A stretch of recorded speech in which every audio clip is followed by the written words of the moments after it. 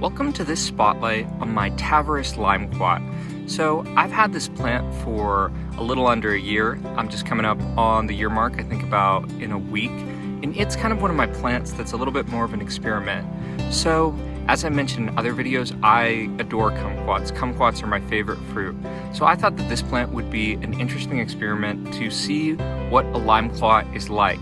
So for those of you who don't know, there's some different types of limequats. There's Eustace, Lakeland, and Tavares. The first two, they are a combination of a lime and a different type of kumquat. For those that know, it's marumi. This one is a combination of Nagami, which I adore Nagami kumquats. Nagami kumquats are so good, and a lime, so it's a little bit different.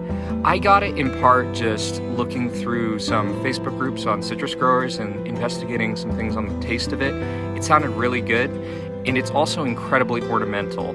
The fruit on this plant looks incredible. The images I've seen, people tasting it, it's just so picturesque and beautiful that I figured I want one. So looking at my plant right now, it's a year onward, and we've got some flowers, we've got some small fruit forming, if you can see here, and I'm really happy and excited to see what it's going to taste like. I generally like more sour things. I bet this would make an excellent marmalade, but I think with kind of how difficult it is to get stuff like a limequat in the store, I'm probably going to try it for fresh eating.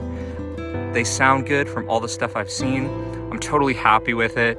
If you're interested in buying a limequat, Madison Citrus Nursery is a really good choice. That's where I got this one. I've done a video with Brightleaf, which is also a solid option. They have a little bit fewer varieties. You can buy this tree, like if you live in California, for example.